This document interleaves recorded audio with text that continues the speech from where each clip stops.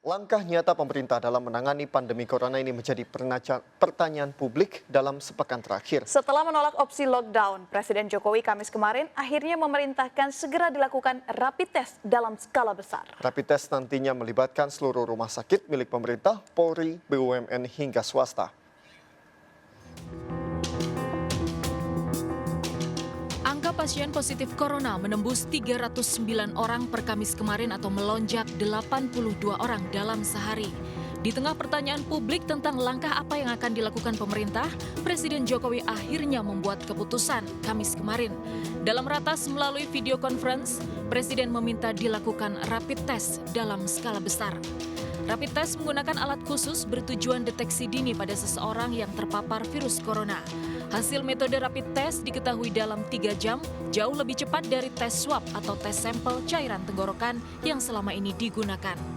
Dengan deteksi dini diharapkan penambahan jumlah pasien positif corona lebih bisa dikendalikan.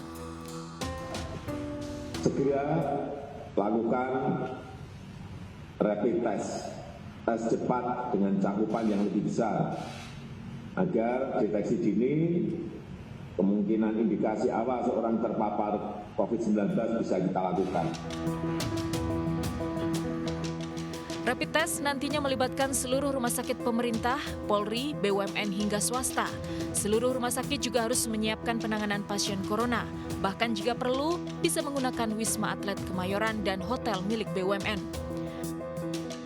Sementara itu, juru bicara penanganan wabah corona menyatakan nantinya jika uji rapid test menunjukkan positif, pasien akan diuji ulang dengan metode tes polymerase chain reaction atau PCR untuk mendapatkan hasil lebih akurat. Tetapi menggunakan pemeriksaan imunoglobulin sebagai upaya tes screening awal dan bisa dilaksanakan secara massal adalah sebuah keputusan yang baik. Beberapa negara sudah melakukan hal ini dan kita pun juga akan melaksanakan. Sudah barang tentu nanti kita akan bisa mendapatkan kasus positif yang cukup banyak, namun tidak seluruhnya dimaknai harus masuk ke rumah sakit.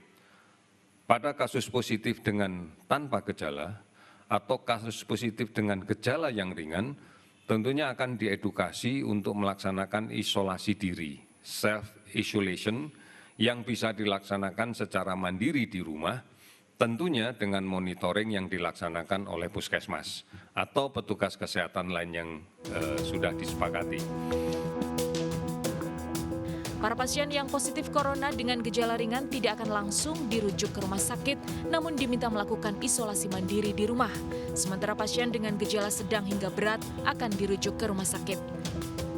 Tim Liputan iNews melaporkan.